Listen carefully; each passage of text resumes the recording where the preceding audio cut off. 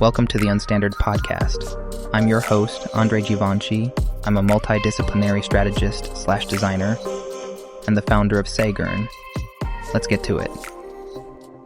In the world of design, terms like craft and quality are often tossed around liberally, much like confetti at a parade. They sound impressive and carry weight, but what do these words truly encapsulate?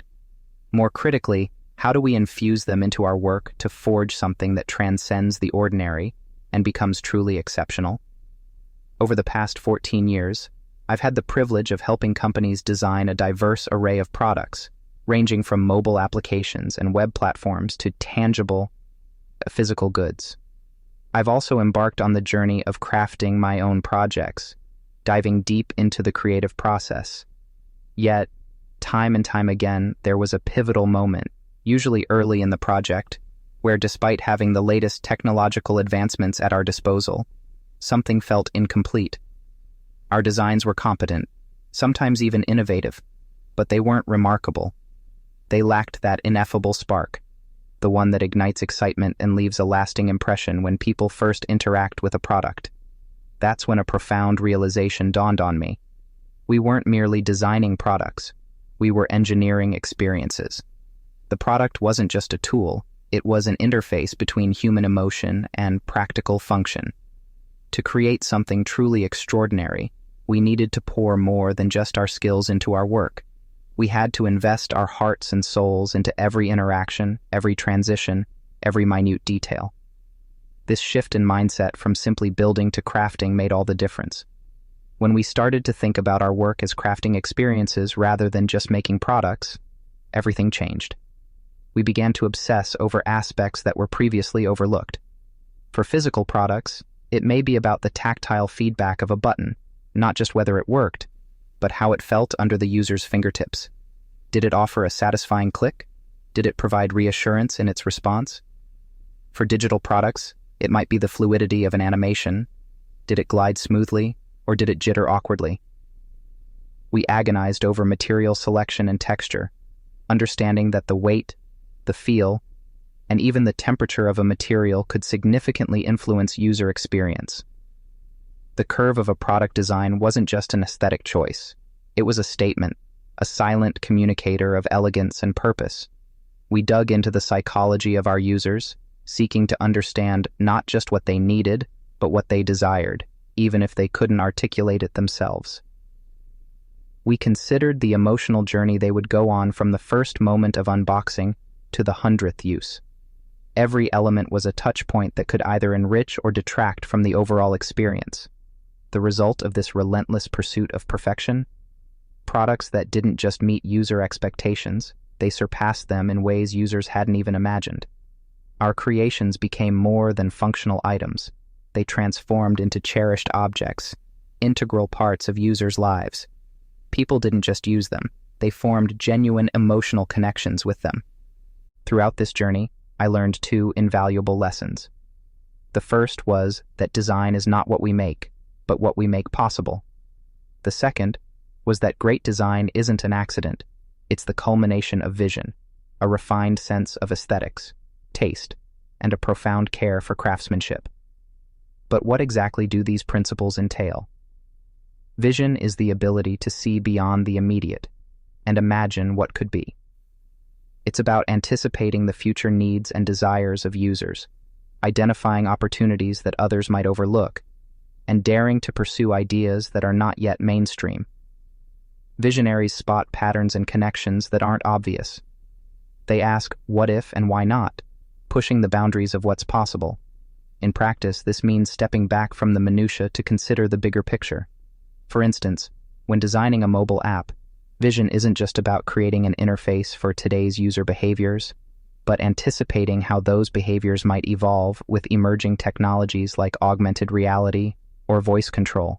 It's about integrating functionality that users might not even realize they want yet but will soon find indispensable. Then there's taste. Taste refers to a refined sense of aesthetics, the discernment to know what is harmonious and what isn't.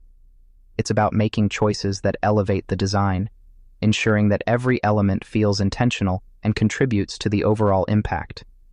Good taste isn't about following trends blindly. It's about understanding the principles of design, balance, contrast, space, rhythm, and applying them judiciously. In context, taste manifests in the selection of colors that evoke the right emotions, the choice of typography that enhances readability while conveying the brand's personality, and the composition that guides the user's eye seamlessly through the interface. It's the subtle difference between a design that feels cluttered and one that feels clean and intuitive.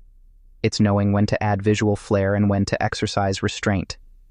And perhaps the most important, care for craftsmanship.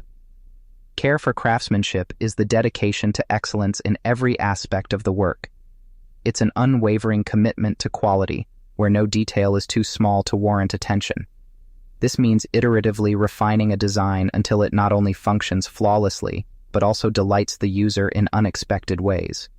Applying this in context might involve meticulous user testing to uncover and fix even the smallest friction points, ensuring that animations are buttery smooth, or that a physical product's seams are imperceptible to the touch. It's about choosing materials not just for cost-effectiveness, but for durability and the sensory experience they provide. It's considering the sound a device makes when it closes, the way light reflects off a surface, or the way an object feels when held.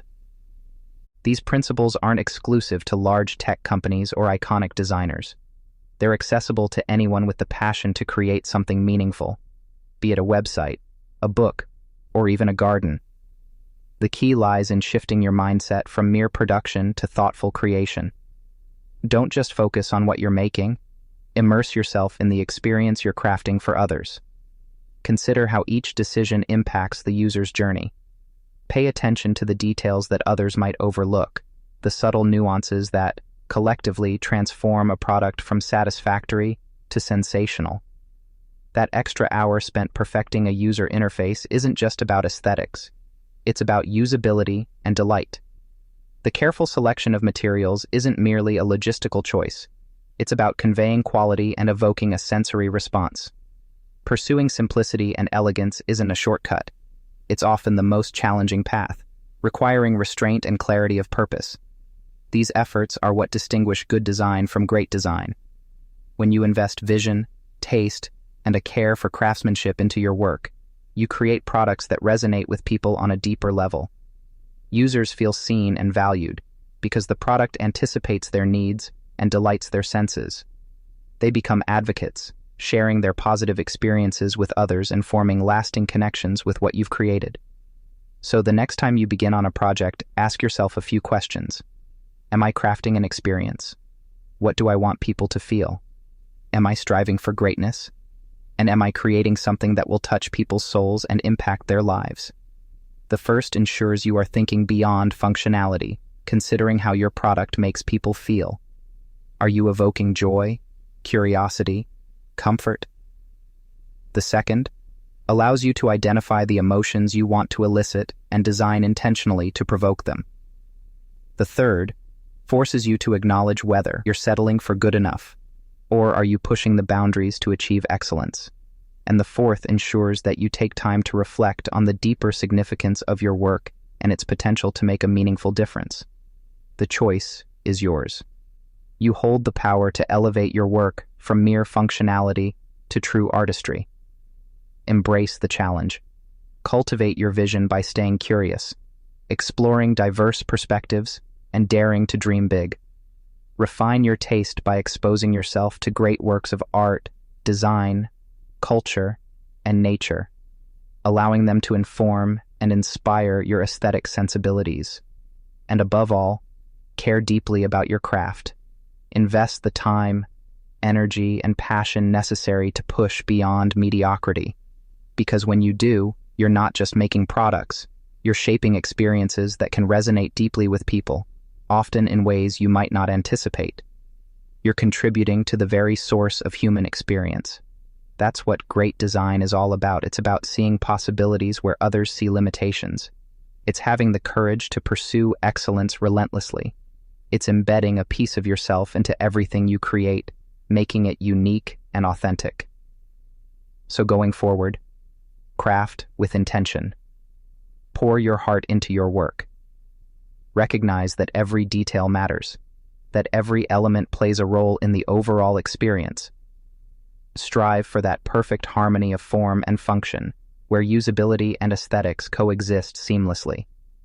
Remember, every masterpiece begins as a vision in someone's mind and is brought to life through dedication, skill, and an unwavering commitment to quality. You have that power within you. Use it.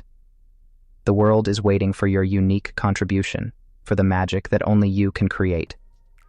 Don't keep us waiting. If you enjoyed this episode, share and subscribe for more.